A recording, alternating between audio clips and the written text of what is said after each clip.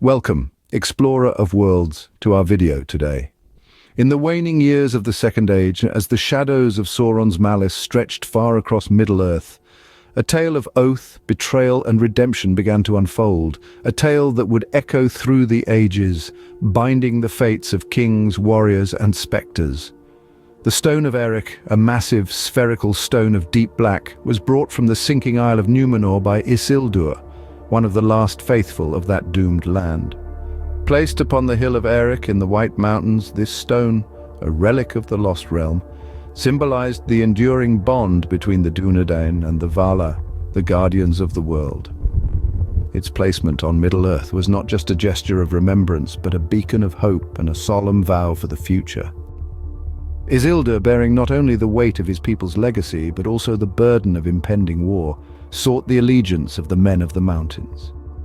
These men, descendants of those who once dwelt in the shadows of Middle-earth, worshipping the dark powers, had sworn fealty to Isildur's ancestors in the days of Elendil. Their lineage, tainted by ancient pacts with darkness, was a testament to the complexities of Middle-earth's history, a history of alliances forged and broken under the ever-watchful stars. Now Isildur called upon them to renew their oath, to stand against the rising tide of Sauron's wrath.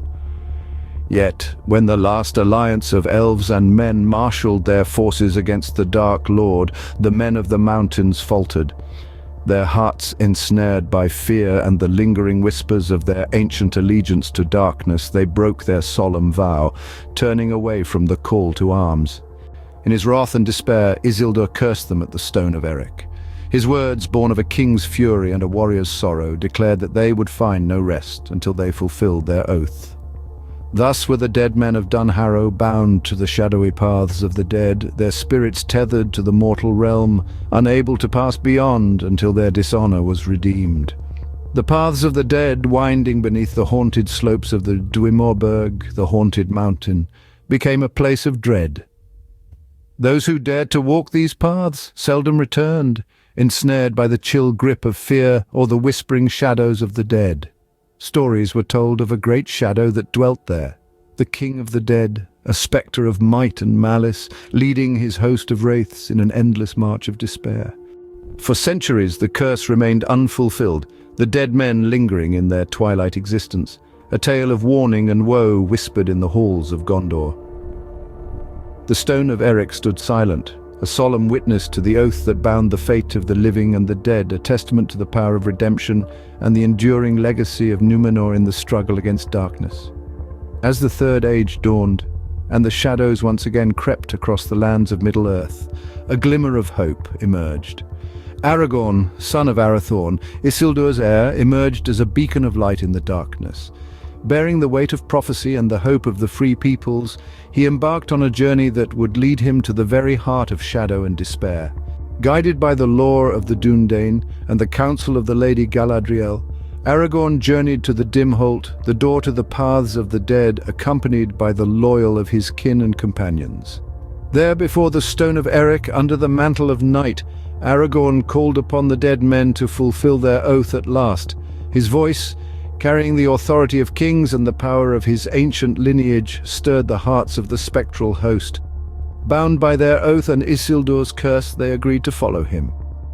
Together they marched to Pelargir, where the dead men's wrath was unleashed upon the corsairs of Umbar, fulfilling their oath in a battle of shadows and terror.